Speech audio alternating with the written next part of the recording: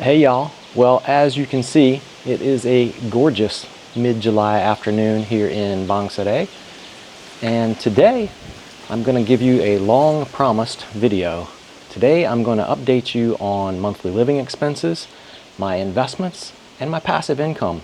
Talk more about how I'm able to live here in Thailand, what it's costing me, and how I'm paying for it. But to do that, we got to get out of this beautiful weather and get inside on the computer. Let's go.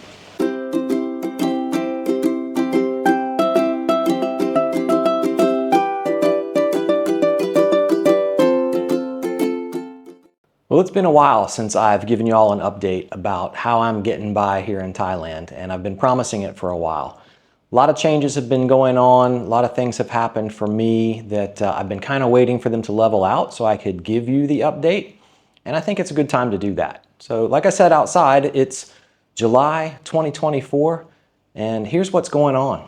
So as many of you know, if you've been watching for a while, back in May, I decided to move out of my condo in Jomtien and moved down to a little villa here in Bangsaray. Now, by doing that, I have saved 5,000 baht a month on my rent expenses. Electricity has come in about the same every month, and water is a fixed rate here, which is only slightly more than what I was paying with the fluctuating prices in Jomtien. So all in all, I've been able to reduce my living expenses significantly in the last few months simply by moving down here. Now, with that said, I've also noticed that living down here, I've kind of gotten lazy. I find that I'm not walking as much as I used to. One of the great things about the condo I had in Jomtien was it was so close to everything. I could walk anywhere I wanted.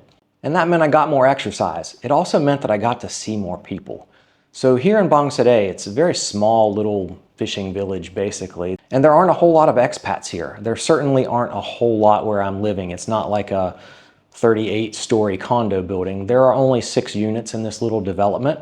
I've actually started to miss bumping into people in the streets, in the elevators, or at the market, and getting to know folks. I haven't had the opportunity to meet many folks down here in Bangsaray. So while I was looking for quiet and comfortable living at a lower level of expenses, I found that, but it turns out I'm kind of missing some of the things from Jomtien. I'm not moving back anytime soon. My lease runs here until May of next year, and I plan to stick that out. But just so you're getting the full disclosure, hasn't all been rosy. All right, enough of that. Let's start talking about other expenses. So rent on the new house, again, 2-bedroom villa, Bangsaray, away from the market, away from, I guess what you would call Main Street here. We really only have Beach Road and then one main street that connects Beach Road to Sukhumvit Road. So very small, but 2-bedroom villa here, 12,000 baht per month. I pay a flat rate of 150 baht per month for water, and my electric bill has been coming in right around 1,100 baht. So 13,250 baht for my housing expenses. That's rent and my utilities. I was also able to keep my internet provider and just transfer the service down here. But one of the other drawbacks to living down here, the landlord warned me when I moved in that my internet provider was kind of notorious for bad quality service down here, or bad reception, and she was right. But still, internet coming in at 699 baht per month. One other change that I've made in moving here, and maybe it's a good tip for y'all who are thinking of coming here long term. I know the topic of SIM cards comes up frequently, and I'm going to put a link right up here for Airalo or Airalo, which is a eSIM online store for all of your travel needs. No matter where you're traveling, you can go on their platform, download an eSIM, and have your service set up before you arrive. Now, that's something that I use for travel, but it's not something that I use long-term here in Thailand. I had been on the 7-Eleven True Wireless prepaid plan, 199 baht a month. But on 2 occasions, I found myself out on the motorbike navigating with maps and running out of data. Not a good feeling when you don't know where you are or how to get back home and you have no data. So I switched. I'm still using True, but I switched from a pay-as-you-go or prepaid service to a postpaid service so that I never run out of data. If I happen to use up all of my data quota, they slow me down, but they're never going to leave me hanging out on the road again. That increased my bill from 199 to about 550 baht per month. Now I also have health insurance here. I paid that lump sum 1 year in advance, but if you break it down on a monthly basis, it's costing me about 126 US dollars, or roughly 4,600 baht per month. The only other big regular expense that I have is eating. You gotta do that, but if you take a look at one of my prior videos, and I'll put a link to that here, you can see how cheap and easy it is to eat well on a very low budget here in Thailand. Now, I've also done videos about eating out at restaurants and eating better places so that it's not all market food and street food prices.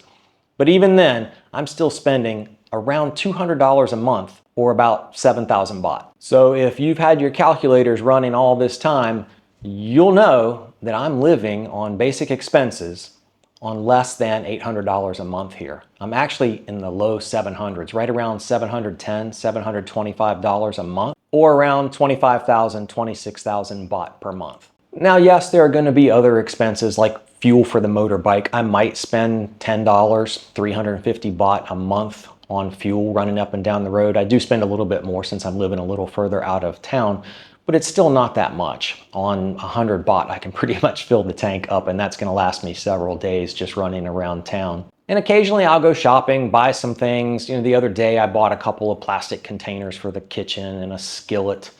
I bought a little hot plate to make coffee in the mornings because I've got a convection hot plate supplied by the landlord here, and my espresso maker isn't magnetic, so it doesn't work. I couldn't make coffee for a while other than instant coffee. Oh, talk about big changes in life. I am a self-proclaimed coffee snob, and in the US, you wouldn't have caught me drinking cold coffee, and especially would not have caught me drinking instant coffee. But if I'm gonna be honest, out in the kitchen, there's a couple different kinds of instant coffee, but I do still make my own espresso once in a while. You have to adapt to Thai life, right? It's very common here to have instant coffee. And I've had some travel expenses. I've had people come to visit. I've done things. I had the trip down to Hua Hin and Cha Am, and you can check the history or check the other videos on the channel to see those. And I don't include those in my regular expenses. I want this video to focus on basic monthly expenses, regular expenses that I'm incurring, and just a way to illustrate to you how inexpensive it is to live comfortably here in Thailand.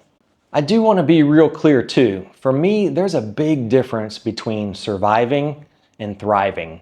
I'm not here to just exist in my retirement and live out my days, stuck inside four walls. I'm out enjoying myself, enjoying the weather on days like today, except I'm inside filming, but I'll be outside here shortly. So it's about quality of life. And I guess the whole point of this video is that my quality of life is much better in Thailand than it was in the US. Yes, you'll give up some things in the move, but if you're willing to accept change and adapt to a new environment and a new culture, your life here can be pretty exciting, and it doesn't have to be expensive. It's important when you make moves to Thailand or anywhere else in retirement, if you're moving abroad, to keep yourself busy, to find things to do. I mentioned many times that I enjoy photography and videography, and those are a couple of my passive income streams, and we're about to jump into that. So we've covered expenses. Now let's talk about how I'm paying for those things, because I'm retired and my income from my former employer ended in June. So how am I getting by? Let's take a look. So to start with, one of the big changes for me was that in February, I converted my 401k to a self-directed IRA. I wanted to take control of my finances so that I could make my own investment decisions and hopefully get a better return out of my investment strategy as opposed to my old employer's investment strategy and the limited options that were available to me there. So I rolled my 401k into an IRA and took control of things. Now, luckily, the market has been on quite an uptrend since then, and I've been doing quite well. I was able to make some investments that have turned around great returns for me just in price appreciation, but I've also been focused a lot on dividends and generating income. Right now, all of those dividends are still being invested. So right now I'm living still off of savings, but my eyes are on the future when those savings reach a certain limit and I have to start bringing those dividends in as income. I want to make sure that I'm going to have enough to cover my monthly living expenses. We've already covered the expenses, you know what those are, so let's take a look at my dividend income. Hey, before we dive into these investments and I start showing you specific stocks that I have purchased, I am not a financial advisor. This is not financial advice. I'm just showing you how I've invested my funds. These investments might not be right for you. If you don't know what you're doing in the market, consult a financial advisor. Don't follow in my footsteps. I'm a spreadsheet guy, so I like to track things and be able to visualize them using my spreadsheets. This is a clip from the spreadsheet that I use to track my dividend income. You can see the investments that I've made down the side here. Things like Apple, Fifth Third Bank, Philip Morris. Just a list of the investments. The blue rows are IRA investments. The white rows, or the uncolored rows, are my regular brokerage account investments. And then within each column is the month and the amount of dividends I'm earning on those stocks every month. Now, some of the stocks I own, like Apple and Nvidia, are investments that I have made for growth potential. I'm not looking for dividends from those. I'm looking for price appreciation. And if you've been following the market, you know that both of those have been doing really well. Now, some of the stocks that I've bought focused on dividend income are things like JP Morgan Equity Premium Income. It's an ETF and it's JEPI. I've also bought Altria, or the old Philip Morris, that's MO, and Verizon, good old VZ. Now you can see that back in February, before I took control of my accounts, I was only making about $500 every month in dividend income. By rolling the 401k into my IRA and investing heavily into dividend stocks, I was able to significantly increase my monthly income. Since most stocks pay dividends quarterly, you'll see a fluctuation in my monthly income. But I know how much is coming, for the most part, every month, because I'm able to predict that out based on the number of shares I own and the dividends as they're declared. In my low month, I'm making about $1,300 a month, and in my higher months, I'm making just under $2,000. Now, those amounts are going to continue to grow as, like I said, I'm still reinvesting the dividends. So as I reinvest the dividends and buy more stock, it pays more dividend income to me, so that when the time comes and I have to start taking those dividends out in cash as disbursements to pay for my monthly expenses, it will be even higher. I'll give you an update in the future and show you how that's growing and working out for me. But for now, $1,300 to $1,900 a month just in dividend income, when you know now that my monthly expenses are under $800, yeah, I'm not worried about my monthly living expenses being covered with my dividend income. But wait, there's more. Like the commercial says, dividends aren't my only source of income, and I don't want to be tied to those, so I continue to develop other streams of passive income or semi-passive income as I go. Let's take a look at those. Now, I've done videos before about my high yield savings and CD ladders. I'm still using those, and you can see from the spreadsheet how I've turned over CDs as they have matured, rolled them into new CDs, and continued to invest both the interest income and the original principal so that the CDs are growing in value every time they mature. My monthly interest income from the CDs and the high yield savings account is running about $250 a month. So again, getting back to $800 a month living expenses, I'm earning more than 25% of my monthly expenses just from my interest income. If you want to learn more about how to use CD ladders and high yield savings, you can check those videos out on the main page. Now, the last sources of income I have are from things like my photography and videography, so stock photos and stock videos.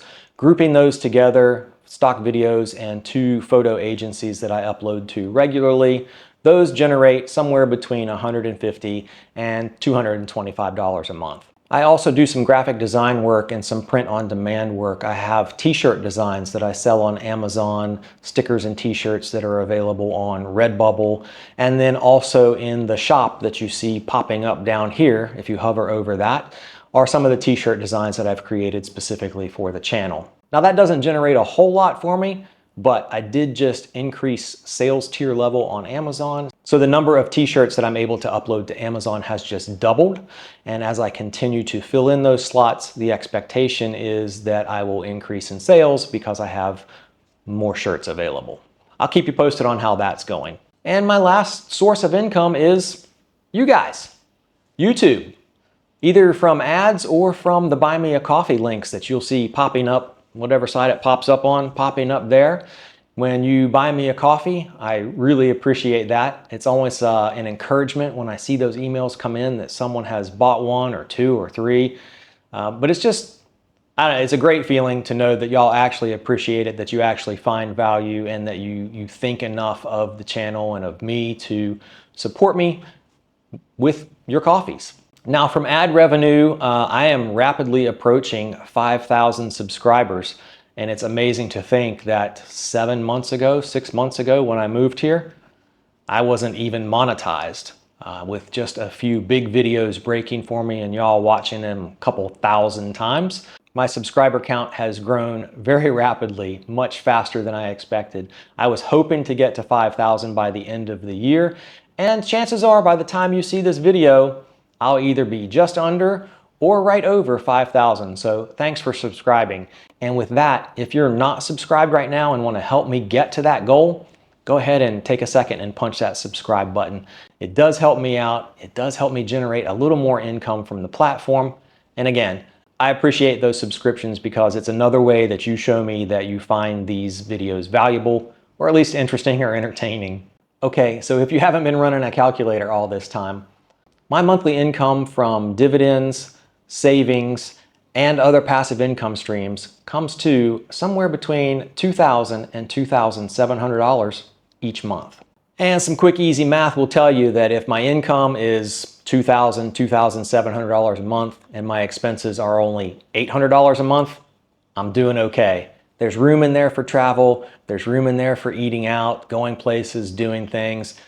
There's plenty of income for me to be able to live a life that I enjoy, to do what I want, go where I want, when I want, and enjoy my retirement. Again, it's not about existing, it's about thriving. And I think that I am. My lifestyle might not be right for you. You might not like this quiet little fishing village or a little 2-bedroom house in a small town. Maybe you need more. That's okay. Whatever works for you. I just want you to know that it can be done. I'm not trying to live cheap here. I'm living comfortably. I have everything I want. If there's something I want or need, I can go get it. I'm not scrimping by. I'm not worried about how I'm going to pay for my next meal. When I can order dinner, have it delivered to the house, and enjoy a good meal, and it's only 80 baht or $2, life here is not a problem. If I want to go out and eat well and it's 350 baht or $10, I can do that as much as I want to. So can you. One of the other things that these passive income streams do for me, they occupy my time.